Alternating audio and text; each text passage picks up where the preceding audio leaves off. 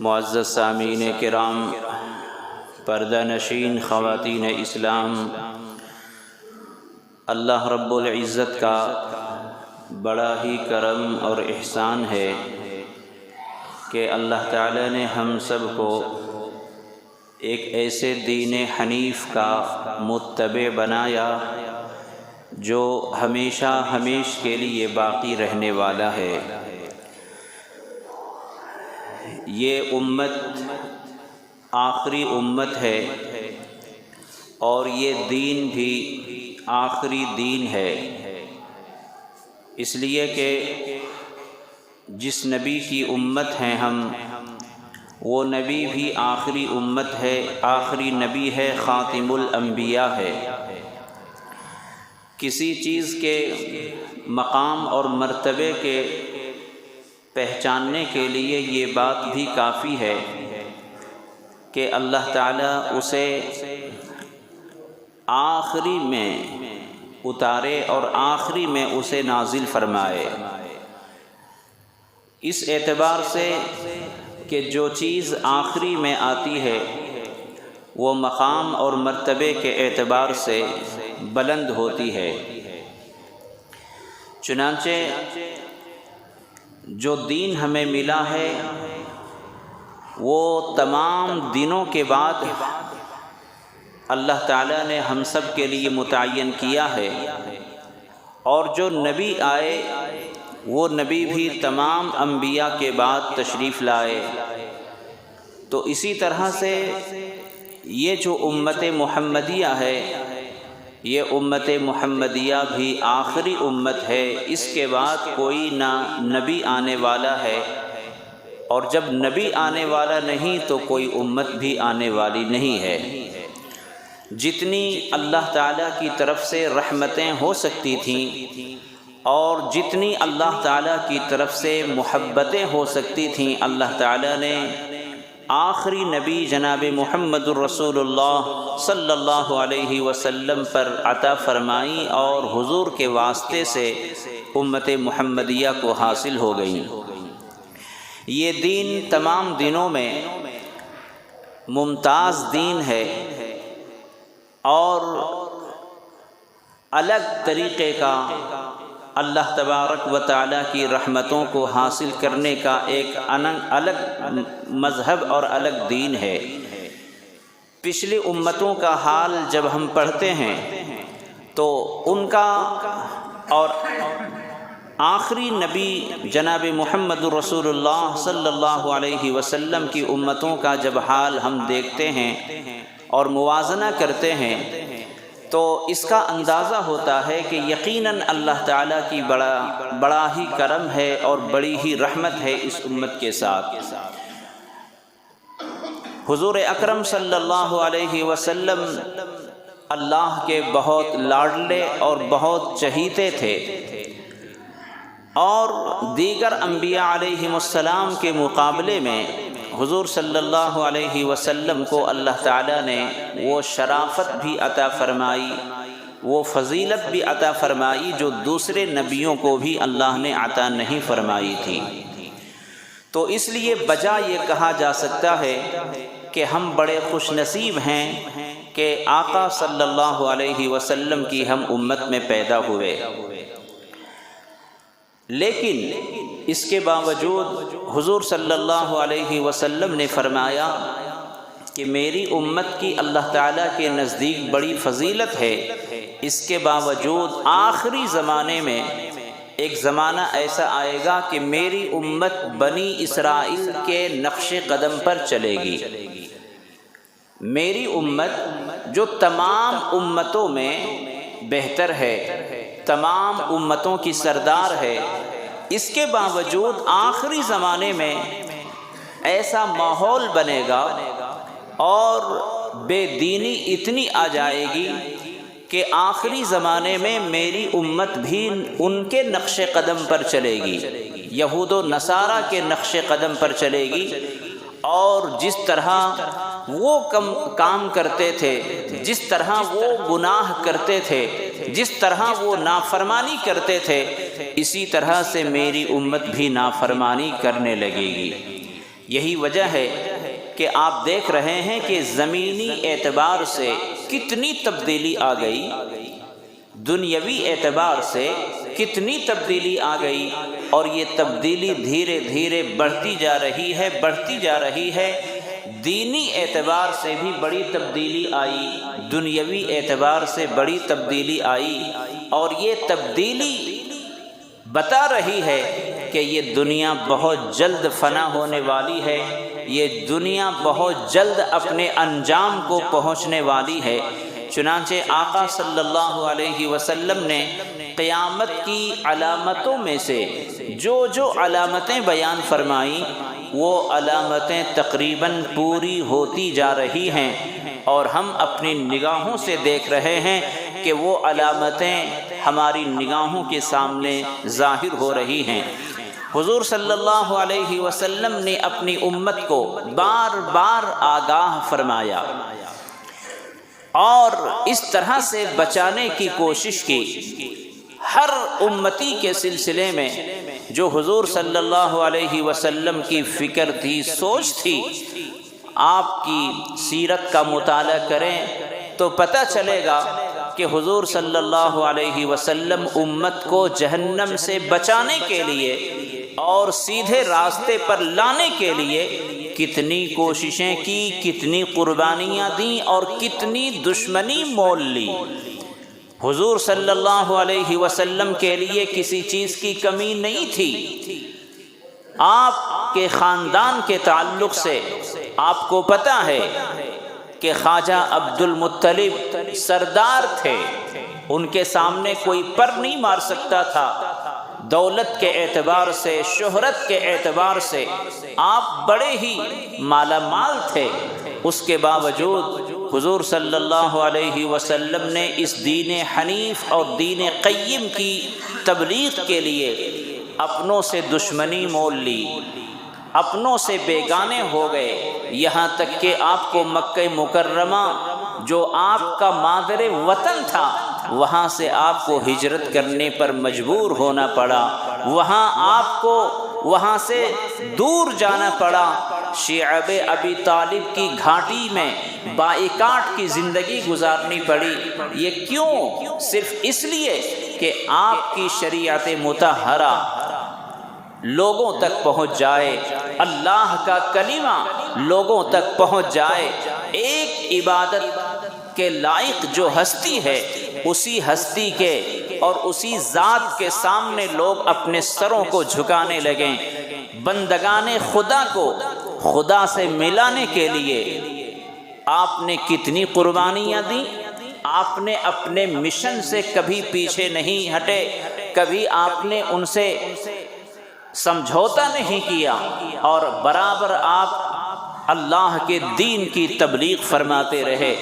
تو حضور صلی اللہ علیہ وسلم اپنی امت کو جہنم سے بچانے کے لیے اسی طرح کی کوشش کرتے تھے کہ جس طرح کہیں آگ جلی ہوئی ہو، بہت ساری لکڑیاں اکٹھی کی گئی ہوں اور آگ جلائی گئی ہو، اور لوگ اس آگ میں جلنے کے لیے، اس آگ میں کودنے کے لیے لوگ بے چین ہوں، لوگ اس میں کودنا چاہتے ہیں، لیکن کوئی عقل مند ہے جو کودنے والوں کو اس سے بچانے کے لیے ان کی کمر میں اپنے دونوں ہاتھوں کو ڈال کر کھینچتا ہے کہ بھائی یہ تم کیا کر رہے ہو، وہ تو آگ ہے، جلا دے گی، تم اس میں کیوں پڑنا چاہتے ہو، تم اس میں کیوں کودنا چاہتے ہو۔ جس طرح ایک آدمی کسی کی کمر میں اپنے ہاتھ کو ڈال کر پیچھے کی طرف کھینچے کہ وہ آگ ہے، وہاں نہ جاؤ، وہاں جل جاؤ گے، وہاں خاک ہو جاؤ گے، تکلیف ہوگی، وہاں تمہاری ہڈی کا نشان نہیں رہے گا۔ آقا صلی اللہ علیہ وسلم اسی طرح ایک ایک امتی کو اس طرح سے آپ جہنم سے آزاد کرنے کے لیے، جہنم سے بچانے کے لیے آپ نے اپنی پوری زندگی وقف کر دی۔ اور جب اللہ کے رسول صلی اللہ علیہ وسلم اس دنیا سے تشریف لے جانے لگے تو آپ نے صحابہ کرام سے پوچھا، کیا اللہ کا جو پیغام مجھے ملا تھا جو اللہ کی طرف سے دین ملا تھا، کیا میں نے وہ دین تم تک پہنچا دیا؟ کیا میں نے اللہ کے سارے پیغام تم تک پہنچا دیے؟ تو صحابہ کرام نے آخری حجۃ الوداع کے موقع پر آپ نے فرمایا، صحابہ کرام سب کے سب موجود تھے، صحابہ کرام نے بیک زبان فرمایا، قد بلغت رسالتا یا رسول اللہ، آپ نے اپنی رسالت کا حق ادا کر دیا، اللہ کی پیغمبری کا حق ادا کر دیا، اللہ نے جو دین دیا تھا وہ دین ہم تک بغیر کمی بیشی کے پہنچا دیا۔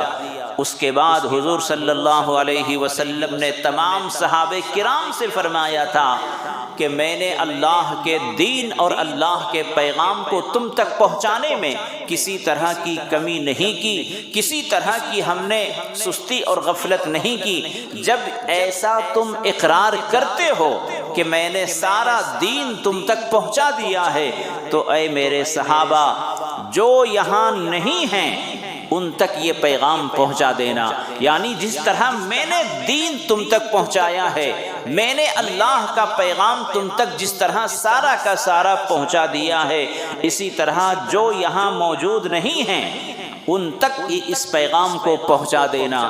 اس کا مطلب یہ ہوا کہ اللہ کے رسول صلی اللہ علیہ وسلم نے سارے صحابہ کرام کو مبلغ بنا دیا، تبلیغ کرنے والا بنا دیا، اور یہ فرمایا کہ جو کچھ میں نے تم تک پہنچایا ہے وہ تم اپنے آگے والوں کو پہنچاؤ، جو یہاں موجود نہیں ہیں ان تک پہنچاؤ۔ میرے دوستو، یہ دین اسی طریقے سے ہم تک پہنچا ہے، سینہ بسینہ پہنچا ہے، نسل در نسل پہنچا ہے۔ آج الحمدللہ اسی ایک چراغ کی روشنی جو کوہ طور پر اقرا کی پہلی آیت سے جو روشنی پھوٹی تھی، وہی غار ثور میں اور وہی غار حرا میں جہاں جہاں آپ اللہ کی عبادت کرتے تھے، اسی غار سے جو قرآن کی روشنی پھوٹی ہے، آج اللہ تعالیٰ نے اسی کی روشنی پوری دنیا میں پہنچا دیا ہے۔ اور آج کوئی ایسا نہیں کہہ سکتا کہ اسلام کے بارے میں ہمیں معلوم نہیں ہے۔ آج اسلام ایک کھلی کتاب ہے، لوگ اپنے اپنے مذہب کے تعلق سے کیا نہیں کہتے، لیکن الحمدللہ مذہب اسلام اتنا آسان ہے اور اتنا پاکیزہ ہے، جو بھی چاہے اللہ کے قانون کو اپنے گھر میں لاگو کر سکتا ہے۔ اللہ کا یہ کلام ہے جو کسی ملک کے لیے نہیں ہے یا کسی گاؤں کے لیے نہیں ہے، جو کسی قریے کے لیے نہیں ہے، بلکہ عالم کے لیے ہے۔ جس جگہ پر دنیا میں لوگ بستے ہیں، یہ قرآن سب کے لیے ہے۔ یہ قرآن سب کو جینے کا سلیقہ سکھاتا ہے، سب کو جینے کا طریقہ بتاتا ہے۔ تو آج اس گئے زمانے میں اور فتنے کے زمانے میں اگر انسانیت کو کسی کو اگر راستہ ملتا ہے، اگر بھٹکتی انسانیت کو ہدایت ملتی ہے، تو وہ قرآن کی تلاوت سے، قرآن کے احکامات سے اور قرآن کی روشنی سے اس کو ہدایت مل سکتی ہے۔ میرے عزیزان محترم، حضور اکرم صلی اللہ علیہ وسلم نے جب اس دین حنیف کا اعلان فرمایا، جب اس دین کی تبلیغ فرمائی، تو جو لوگ پہلے سے دوسرے مذہبوں پر تھے ان کو بہت برا لگا، لیکن اللہ کے رسول صلی اللہ علیہ وسلم نے اس کی حکمت بتلائی۔ یتلو علیہم الکتاب والحکمہ، اللہ کے رسول نے ان پہ قرآن کریم کی تلاوت کی، اس کا مطلب بتلایا، اس کی تشریح فرمائی۔ اس کے بعد لوگوں کو شرح صدر ہوا، لوگ کوئی بچپن میں اسلام کو قبول کرنے لگے، کوئی جوانی میں اور کوئی بڑھاپے کی عمر میں بھی اسلام کو قبول کرنے لگے۔ اس طرح سے اسلام کا دائرہ بڑھتا گیا، کسی پر کوئی زبردستی نہیں کی گئی، کسی کو تلوار کے زور پر اسلام میں داخل نہیں کیا گیا۔ اگر تلوار کے زور پر اسلام کو داخل کیا جاتا تو یہ مذہب پوری دنیا میں نہیں پھیلتا۔ زور و زبردستی سے کسی پر سونپا نہیں جا سکتا۔ آپ اور ہم سمجھ سکتے ہیں جو مذہب زبردستی پھیلایا جائے گا وہ زیادہ دنوں تک زندہ نہیں رہے گا، جو مذہب اپنی طاقت کے بلبوتے پر پھیلایا جائے وہ کتنے دنوں تک زندہ رہے گا؟ چلو عرب کی سرزمین میں زبردستی چلی، اگر مان لیا جائے کہ وہاں تلوار اور لاٹھی کے زور پر اسلام کو قبول کروایا جاتا تھا، لیکن میرے دوستو 1450 سال گزر گئے، اب بھی جو مسلمان ہو رہے ہیں، اب بھی جو اسلام کے اندر آ رہے ہیں، ان کو کس نے تلوار دکھائی؟ ان پر کس نے لاٹھی اٹھایا؟ کوئی نہیں ہے۔ یہ دجالی میڈیا کا فتنہ ہے اور اسلام اور مسلمانوں کے خلاف تعصب کا چشمہ لگانے والوں کی یہ فتنہ اور سازش ہے کہ وہ ایسی باتیں کہتے ہیں کہ عام لوگوں کا ذہن ادھر لگ جائے اور اسلام جو بہت تیزی سے پھیل رہا ہے اس پر کنٹرول ہو جائے۔ لیکن میرے دوستو، جس طرح سورج کی روشنی کو کوئی روک نہیں سکتا، سورج کی روشنی کو جیسے کوئی روک نہیں سکتا، اسلام کی طاقت کو، اسلام کی تاثیر کو اور اسلام کے پھیلنے کو کوئی روک نہیں سکتا۔ اسلام تو دلوں پر حکمرانی کرتا ہے، اسلام تو دل و دماغ پر حکمرانی کرتا ہے، جسموں پر اسلام حکمرانی نہیں کرتا۔ اسلام کی تعلیمات اتنی اچھی ہے، اسلام کی تعلیمات اتنے صاف و شفاف ہیں کہ ایک سنجیدہ انسان جب غور کرتا ہے تو اسے اسلام سے بہتر کوئی مذہب نظر نہیں آتا۔ یہی وجہ ہے کہ 1450 سال گزرنے کے بعد آج بھی لوگ یورپ کے اندر بہت تیزی سے اسلام کے اندر داخل ہو رہے ہیں۔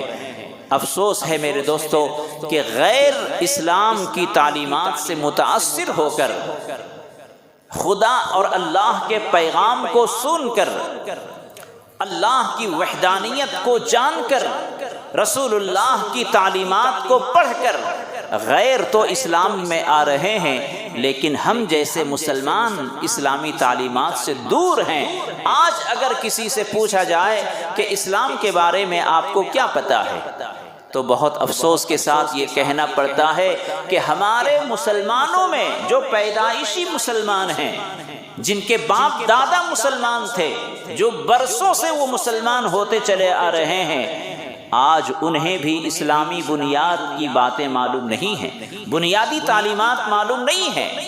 میرے دوستو، حضور صلی اللہ علیہ وسلم نے ایک پاکیزہ مذہب کا پرچار کرایا، ایک پاکیزہ مذہب کو دنیا میں برپا کیا، ایک پاکیزہ اور آفاقی مذہب کو لوگوں کے سامنے رکھا، جس کا نام دین اسلام ہے، دین حنیف ہے۔ تو دوسرے مذہبوں سے تو کچھ تو اس میں فرق ہونا چاہیے، کچھ تو بات ہے کہ اسلام اتنے زمانے سے چل رہا ہے اور قیامت تک یہ چلے گا، قیامت کی صبح تک یہ مذہب چلنا ہے، یہ قرآن چلنا ہے، تو آخر کوئی تو بات ہوگی۔ چنانچہ یہ اسلام اپنے ماننے والوں کو وحدت کا سبق دیتا ہے، اللہ ایک ہے، یہی ہماری خوبی ہے، یہی ایک ذرا سی بات ہے جس پر اسلام کی بنیاد ہے۔ آپ اور ہم یہ سمجھتے ہیں اللہ کی وحدانیت کیا چیز ہے، تمام مذاہب کو آپ دیکھ لیں، یہ عقیدہ آپ کو کہیں نہیں ملے گا، ایک اللہ، ساری باتیں اسی کی طرف سے ہیں، اولاد دینے والا، رزق دینے والا، بارش برسانے والا، مشکلوں کو حل کرنے والا، روزگار دینے والا، بیماری دینے والا، شفا دینے والا، یہ اسلام میں تصور دیا گیا کہ ساری باتیں اللہ کی طرف سے ہوتی ہیں۔ والخیر وشرہ من اللہ تعالی والبعث بعد الموت، یہ اللہ کے رسول صلی اللہ علیہ وسلم نے اللہ کے بندوں کو بتایا کہ اے لوگو، یہ تم نے کیا کر رکھا ہے، اپنے گھر میں مختلف دیوی دیوتاؤں کی بتوں کو بنا رکھا ہے، اور تم کہتے ہو کہ یہ دیوی ہمیں خزانہ دے گی، یہ دیوی اولاد دے گی، یہ پتھر کا بت آپ کو نفع دے گا، یہ نقصان دے گا۔ یہ تم نے اپنے گھر میں کتنے خدا بنا رکھے ہیں؟ ایسا ہو سکتا ہے؟ اگر ایک عالم میں دنیا میں دو خدا ہو جائیں تو دنیا کا نظام تہس نہس ہو جائے گا۔ اگر دو خدا ہو جائے، دو اللہ ہو جائے، لو کان فیہما آلہۃ الا اللہ لفسدتا، اگر دنیا میں دو خدا ہو جائیں، دو اللہ ہو جائیں تو دنیا میں فساد ہو جائے گا۔ ایک اللہ چاہے گا کہ ہم سورج ادھر سے نکالیں گے، مشرق سے نکالیں گے، مغرب میں ڈبائیں گے، ٹھیک ہے؟ ایک خدا کہے گا نہیں، ہم اس کے برعکس کریں گے، سورج کو ہم ادھر سے نکالیں گے، ادھر ڈبائیں گے۔ دو خداؤں میں ٹکراؤ ہوگا، دو خداؤں میں لڑائی ہوگی، اور پھر کیا ہوگا؟ اس کا اثر پوری دنیا کا نظام تہس نہس ہو جائے گا۔ آپ بتائیں، عالمی سوچ کے اعتبار سے آپ بتائیں، کیا اللہ دو ہوتا تو ایسا تو ہوتا نا؟ لیکن آج تک اللہ نے اپنے نظام کو نہیں بدلا، اللہ ایک ہی ہے، سب اپنی آنکھوں سے دیکھتے ہیں۔ تو جب اللہ کو تم ایک مانتے ہو سورج کے نکالنے میں اور ڈوبنے میں، سورج نکلتا ہے ایک ہی طرف سے، ڈوبتا ہے ایک ہی طرف سے، اس میں تبدیلی نہیں ہوتی۔ یہاں تو تم اللہ کو ایک مانتے ہو، چاند سورج کو بنانے میں، آسمان کو شامیانی کی طرح سے روک رکھنے میں، زمین کے پھیلانے میں، جب آپ یہاں اللہ کو ایک مانتے ہو تو اپنی پرسنل جو باتیں ہیں، آپ کی ضرورتیں ہیں، اس کو تم کیوں تقسیم کر دیتے ہو کہ اولاد دینے والا یہ ہے، مشکل کشا یہ ہے، حاجت روا یہ ہے، پریشانی دور کرنے والا یہ ہے؟ یہاں کیوں تقسیم کر دیتے ہو؟ جب بڑا کام ایک اللہ کر سکتا ہے تو یہ چھوٹے چھوٹے کام کے لیے اللہ کسی دوسرے کا محتاج ہے؟ میرے دوستو، عقیدہ توحید یہ ایمان والوں کی شان ہے۔ ہزاروں لاکھوں کروڑوں کے مجمع میں اگر آپ سے کوئی پوچھے اللہ کے بارے میں تمہارا کیا تصور ہے، تلوار لٹک رہی ہو، آپ وہاں بھی یہی اعلان کریں، میرا اللہ ایک ہے، میرا اللہ ایک ہے، وہی زندہ کرتا ہے، وہی مارتا ہے، وہی نقصان، وہی نفع، وہی اولاد، وہی ساری چیزوں کا مالک ہے۔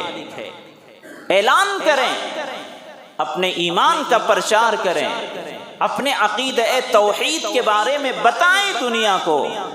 آج دنیا پریشان ہے میرے دوستو، اللہ کی تلاش میں۔ اللہ کا ایڈریس ان کو معلوم نہیں ہے، اللہ کا ایڈریس ہر مومن کے دل میں ہے۔ اللہ تبارک و تعالی جس بندے کو توحید پر قائم کر دے، اس سے قیمتی آدمی کوئی نہیں ہے۔ توحید پر قائم رہنے والا دنیا میں اکیلا ہے تو سب پر بھاری ہے۔ توحید والے بنے، اسلامی معاشرے میں زندگی گزارنے والے بنے، اپنی شناخت اور اپنی پہچان کو برقرار رکھ کر زندگی گزاریں۔ دیکھا دیکھی لوگوں سے سن کر ایسا غلط کام نہ کریں کہ اسلام کی تعلیم کے خلاف آپ جا رہے ہوں۔ بہت ساری باتیں ہمارے اندر دیکھا دیکھی اور دوسروں سے سن کر غیر اسلامی تعلیمات پر ہم عمل کر رہے ہیں، غیر اسلامی رسم و رواج پر، جبکہ آپ کو حقیقت سے اگر پتہ چلے، بتا دیا جائے تو آپ شرمندہ ہوں گے۔ میرے دوستو، آپ یہ بتائیں کہ آپ حج یا عمرے کے لیے جاتے ہیں تو وہاں سے کیا لے کر آتے ہیں تحفہ؟ سب سے بہترین وہاں کا تحفہ کیا ہے؟ زمزم ہے اور کھجور ہے۔ اس کے علاوہ اور کیا لاتے ہیں آپ؟ وہی دو چیزیں عام طور پر ملتی ہیں۔ آج تک مجھے کسی نے حج یا عمرے سے لا کر کوئی تاگا نہیں دیا کہ حضرت وہاں کا تاگا ہے، ہاتھ میں باندھ لو۔ کوئی ایسی چیز نہیں لائی جو غیر اسلامی ہو۔ لیکن کوئی اگر کسی درگاہ پہ جاتے ہیں کسی مزار پر جاتے ہیں تو وہاں سے تاگا لے کر آتے ہیں، باندھ لیتے ہیں اپنے ہاتھوں میں۔ میں آج آپ کے سامنے حوالے کے ساتھ یہ بات عرض کرتا ہوں، یہ ہمارے عقیدے کی کمزوری ہے۔ یہ ایک دھندا کرنے والوں، مزاروں پر جو لوگ بیٹھتے ہیں، مزاروں پر دھندے ہو رہے ہیں۔ تاگے بیچنے والے، چادریں بیچنے والے، تبرک بیچنے والے، یہ غلط دھندے کر کے ہمارے ایمان کو کمزور کرنے والے ہیں۔ جس اللہ کے لیے ہم عبادت کرتے ہیں، جس اللہ کے لیے ہم نمازیں اور روزے رکھتے ہیں، کیا اس اللہ نے یہ فرمایا ہے کہ تم اس کے ذریعے سے میری مدد چاہو؟ وَاسْتَعِينُوا بِالصَّبْرِ وَالصَّلَاةِ، اللہ نے قرآن کریم میں فرمایا کہ تم مجھ سے نماز اور صبر کے ذریعے سے مدد چاہو۔ صاف الفاظ میں اللہ نے فرمایا۔ تو یہ جو تاگے غیروں کے دیکھا دیکھی، جس طرح ان کی مندروں میں، ان کے گرجا گھروں میں اور ان کے کلیساؤں میں جس طرح تاگے ملتے ہیں وہ باندھتے ہیں، آج کچھ جاہل قسم کے لوگ جو مزاروں پر قبضہ کر رکھا ہے، جن کو آپ کے ایمان کی فکر نہیں ہے، جن کو آپ سے پیسے کمانا ہے، چاہے آپ جس عادت میں مبتلا ہو جائیں، ایسے جاہل کمیٹیوں کے ذریعے سے جو وہاں تاگے کی دکانیں، چادر کی دکانیں اور دوسری دکانیں لگا کر رکھتے ہیں، وہ آپ سے پیسے لینے کے لیے، اپنے کاروبار کو چلانے کے لیے آپ کو یہ کہہ دیا جاتا ہے کہ یہ تاگا اپنے ہاتھ میں ڈال لو، اور یہ کیا کہا جائے گا؟ یہ فلاں درگاہ کا یہ تاگا ہے، یہ آپ کو کہہ دیا جاتا ہے۔ فائدہ کیا ہوگا؟ تبرک، نسبت، اس بزرگ کی نسبت سے آپ نے تاگا بانا ہے، اس کا فائدہ کیا ہوگا؟ وہ مجاور کچھ نہیں کہے گا، بس ان کی مشابہت جو دیول پر، مندروں پر جاتے ہیں اور وہاں سے تاگا باندھتے ہیں، اسی طرح ہمارے مزاروں کو بھی ایک مندر کے جیسا بنا دیا۔ مندر کی طرح ہمارے مزاروں پر لوگ اس طرح کی چیزیں بیچنے لگے، اور ہمارے ہاتھ میں، مسلمانوں کے ہاتھ میں وہ تاگا ہو گیا۔ ایک غیر مسلم کا ہاتھ اور ایک مسلمان کا ہاتھ دونوں ایک جیسا لگتا ہے۔ خدا نہ خواستہ اگر کبھی کسی گاڑی میں بیٹھے ہیں، ایکسیڈنٹ ہو گیا، دونوں کے ہاتھوں میں کوئی فرق نہیں ہوگا، اور عام طور پر آپ جانتے ہیں کہ تاگے پہننا یا ہاتھوں میں کڑے پہننا یہ غیروں کی مشابہت اختیار کرنا ہے، اسلام کی تعلیم نہیں ہے۔ اگر اسلام کی تعلیم ہوتی تو آپ مدرسوں میں آپ دیکھ سکتے تھے کہ مدرسوں میں بھی اساتذہ کرام اپنے بچوں کو تعلیم دیتے۔ جو صحیح تعلیم ہے اسلام کی، سب سے پہلے کہاں نظر آنی چاہیے؟ مدارس میں نظر آنی چاہیے۔ مدرسوں میں قرآن پڑھایا جاتا ہے، سکھایا جاتا ہے، احادیث پڑھائی جاتی ہے، سکھائی جاتی ہے، سنتوں کو سکھایا جاتا ہے، فرائض اور واجبات کی تعلیم ہوتی ہے۔ کیا یہ تاگے کی تعلیم ہم لوگ نہ دیتے؟ کیا یہ کڑے کی تعلیم نہ دیتے؟ سوچے میرے دوستو، تو یہ اسلام کی تعلیم کے خلاف ہے۔ اگر کوئی بندہ، اب فتویٰ سن لیں، اگر کوئی بندہ اس تاگے کو نفع نقصان سمجھ کر کہ اگر اس تاگے کو ہم اپنے ہاتھ میں ڈالیں گے تو نفع ہوگا، یعنی اس کو آپ نے نفع اور نقصان پہنچانے والا اس تاگے کو آپ نے سمجھا ہے، تو یہ شرک ہے، اور شرک بہت بڑا گناہ ہے۔ اس لیے توبہ کریں، اللہ کو پکاریں۔ ہمارا ایمان قرآن پر ہونا ہے، ہمارا ایمان اللہ پر ہونا ہے۔ ان تاگوں سے کچھ نہیں ہوتا۔ یہ تاگے تو کاروبار چلانے والوں کے لیے ہے، جو وہاں اپنی روزی روٹی کے لیے دکان لگا رکھا ہے، ان لوگوں نے چلائے رکھے ہیں۔ اس لیے اس میں کوئی سوچنے کی ضرورت نہیں ہے۔ جو مدرسوں میں تعلیم دی جاتی ہے، اصل آپ کو ایمان کی روشنی اور طاقت وہیں سے ملے گی۔ جو مساجد میں تعلیم آپ کو دی جا رہی ہے وہی اصل تعلیم اسلام ہے۔ اس کے علاوہ فٹ پاتھ پہ کوئی موٹے دانے کی تسبیح اوڑھ کر کوئی پیر نظر آ گیا جو فرائض نہیں جانتا، جو پاکی اور طہارت نہیں رکھتا، آپ ان سے اگر دین سیکھیں گے تو یہی سب چیزیں ملیں گی۔ مزاروں پر جائیں گے، جن کو سورہ فاتحہ نہیں معلوم، جن کو سنت اور نوافل کے بارے میں نہیں معلوم، جن کی خود نمازیں قضا ہوتی ہیں، جو مستورات کے چہرے کو بے پردگی کے ساتھ وہاں جاتی ہیں اور ان کی آنکھیں ان سے لڑتی ہیں، ایسے لوگوں سے آپ تعلیم حاصل کرنا چاہتے ہیں؟ اسلام کی تعلیم آپ کو وہاں سے ملے گی؟ ہرگز نہیں۔ تو کوئی یہ نہ کہے کہ یہ وہاں کا تاگا ہے، بھائی ویسا تاگا ہر جگہ ملتا ہے، لیکن ہمیں دیکھنا ہے کہ آقا صلی اللہ علیہ وسلم کی یہ تعلیم ہے یا نہیں۔ ہاتھوں میں کڑے پہننا یہ سنت نہیں ہے، یہ تو آپ نے کسی فلم ایکٹر کی اتباع میں کر لیا ہے، یہ تو آپ نے کسی غیر کو دیکھ کر ایسا پہن لیا ہے۔ تو اس لیے میرے دوستو غیروں کی اتباع نہ کرو۔ حدیث پاک میں اللہ کے رسول کا فرمان ہے، من تشبہ بقوم فہو من، جو غیروں کی مشابہت اختیار کرے گا، جو غیروں کی شکل اختیار کرے گا، وہ انہی لوگوں میں شامل ہوگا۔ اس لیے یہ بہت سرسری اور بہت معمولی باتیں نہیں ہیں، جیسا آپ کریں گے آپ کی اولاد بھی ویسی کرے گی، جیسا آپ کرتے ہیں آپ کی اولاد بھی ویسی کرے گی۔ آج صبح چائے کے وقت ایک صاحب آئے، ان کے ہاتھ میں یہی تاگا لگا ہوا تھا، تو ہمارے ایک دوست نے ان سے پوچھ لیا کہ یہ تاگا کہاں کا ہے؟ تو انہوں نے بتایا کہ فلاں درگاہ پہ گیا تھا، وہاں سے میں نے خرید کر لگا لیا ہے۔ تو انہوں نے بتایا، پھر میں نے تفصیل سے ان کو بتلایا کہ دیکھیے اگر آپ کا عقیدہ یہ ہے، جیسے غیر پہنتے ہیں تو ان کا عقیدہ یہ ہوتا ہے کہ اس سے ان کو نفع پہنچتا ہے، وہ اپنے عقیدے کے اعتبار سے جو چاہیں کریں، ان سے میری بحث نہیں ہے۔ ہمیں بحث ہم جیسے مسلمانوں سے ہے، ایک اللہ کو ماننے والوں سے ہے، ایک رسول ماننے والوں سے ہے، قرآن پر ایمان رکھنے والوں سے ہے۔ تو ہم یہ ان کے سامنے بتانے لگے کہ دیکھیے اگر یہ عقیدہ اگر آپ کا ہے کہ یہی تاگا آپ کو نفع دیتا ہے، نقصان پہنچاتا ہے، تب تو یہ شرک ہے۔ جو کام اللہ کا ہے وہی آپ دوسرے سے سمجھتے ہیں تو پھر یہی تو شرک ہے۔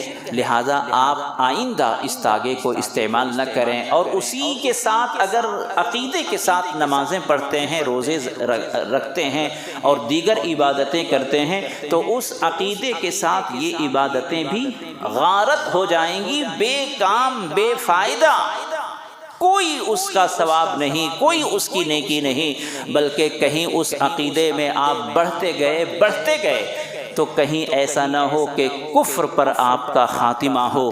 تو اس لیے آپ اس تاگے کو استعمال نہ کریں۔ آج کل غیروں کے معاشرے کو ہمارے مسلمان اور مسلم نوجوان اور کالج کے لڑکے اسٹوڈنٹس وہ ان کی معاشرت کو اختیار کرنے لگے ہیں۔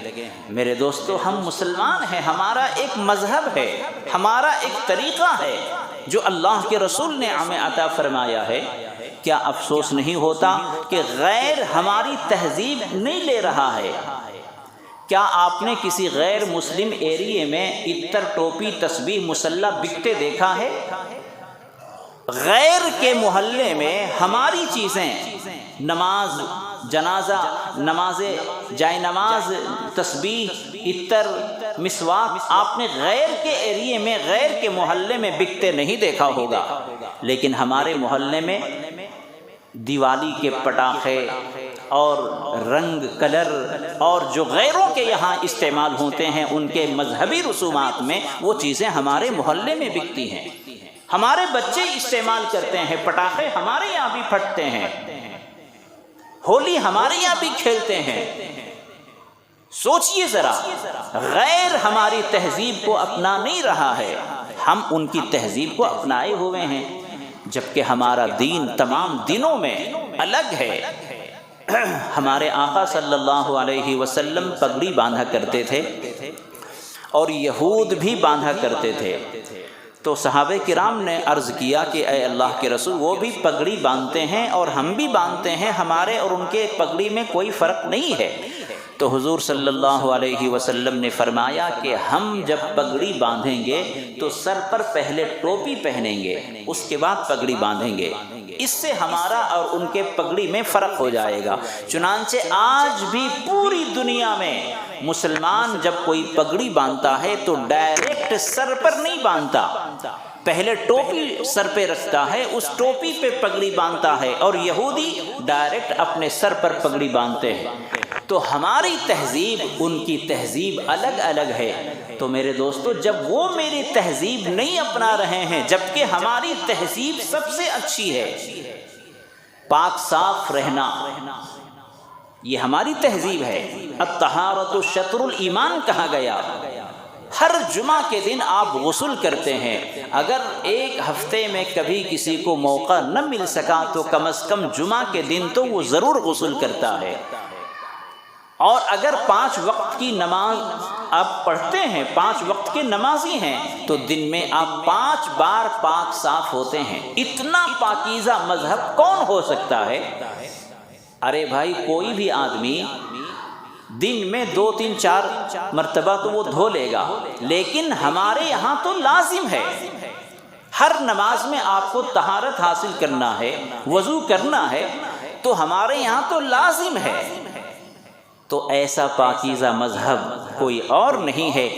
تو جب وہ ہماری پاکیزہ تہذیب کو، کلچر کو نہیں اپناتے تو تم کیوں اپناتے ہو؟ جس میں کہ گناہ بھی ہے، جس میں کہ گندگی ہے۔ گورنمنٹ کے اعتبار سے گورنمنٹ بھی ان پر، ان کی عبادت اور ان کے رسم و رواج پر پابندی لگاتی ہے۔ پٹاخے چھوڑنے پر گورنمنٹ کبھی کبھی پابندی لگاتی ہے نا، اس سے فضا آلودہ ہو جاتی ہے، فضا میں دھواں اور اس کی بدبو کی وجہ سے بیماریاں پھیلتی ہیں۔ تو ان کی عبادت اور ان کے رسم و رواج میں گورنمنٹ کی طرف سے پابندی لگتی ہے، جو کہ درست بات ہے کہ پابندی لگنی چاہیے۔ یعنی ان کے مذہبی رسم و رواج ایسے ہیں کہ گورنمنٹ بھی ایکسیپٹ نہیں کرتی ہے، اور الحمدللہ ہماری تہذیب ایسی ہے کہ سب کو اپناتے ہیں۔ تو جب وہ ہماری اچھی تہذیب نہیں اپناتے تو ہم ان کی غلط تہذیب کو کیوں اپناتے ہیں؟ تو اس لیے میرے دوستو، اللہ کے رسول صلی اللہ علیہ وسلم کی سنت کو عام کریں، اسلامی تہذیب کو عام کریں۔ جب تک ہم خود عمل نہیں کریں گے، ہماری تہذیب اور ہماری تعلیم دوسروں کو کیسے پتہ چلے گی؟ اس لیے میرے دوستو، اسلامی تعلیمات پر عمل کرنے کے لیے اور دین کے پیغام کو عام کرنے کے لیے ہماری اسی مسجد میں 8 تاریخ کو اتوار کے دن پورے نورانی حلقے کا ایک اجتماع ہے، بہت ہی زبردست ہے۔ یہاں آپ کو اسلام کی تعلیم کے بارے میں، حضور صلی اللہ علیہ وسلم کی دینی قربانیوں کے بارے میں، کہ ہمارے گھر میں دین کیسے زندہ ہو جائے، ہماری اولاد میں کیسے دین زندہ ہو جائے، ان تمام چیزوں پر آپ کو فکر دی جائے گی، ایک پیغام دیا جائے گا۔ آپ اس میں شامل ہوں انشاءاللہ۔ جب آپ محنت کریں گے، آپ کے گھر میں بھی وہ دینی ماحول پیدا ہوگا، میاں بیوی کے جھگڑے ختم ہوں گے، اولاد آپ کی فرما بردار بنے گی۔ جو اولاد رات بھر باہر رہتی ہے، ان اولاد کو بھی اللہ تعالی ہدایت دے گا، ان کے اندر بھی فکر پیدا ہوگی، اپنی آخرت کو بنانے کا جذبہ ان کے اندر پیدا ہوگا۔ رات میں اٹھ کر اپنے رب کی بارگاہ میں کیسے رویا جائے، کیسے گڑ گڑایا جائے، اللہ کی رحمت کو کیسے حاصل کیا جائے، یہ ساری چیزیں آپ کو حاصل ہوں گی۔ اس لیے آپ سبھی حضرات سے گزارش ہے کہ 8 تاریخ کو اتوار کے دن عصر سے عشاء تک کا جو اجتماع ہے اس میں شامل ہوں، اور ہم اپنے گھروں میں دین کو جاری فرمائیں، دینی تعلیم کو عام فرمائیں، تاکہ اللہ تعالیٰ کی طرف سے ہم سب کو رحمت حاصل ہو۔ اللہ تعالیٰ ہمیں ان باتوں پر عمل کرنے کی توفیق عطا فرمائے۔ وآخر دعوانا ان الحمد للہ رب العالمین۔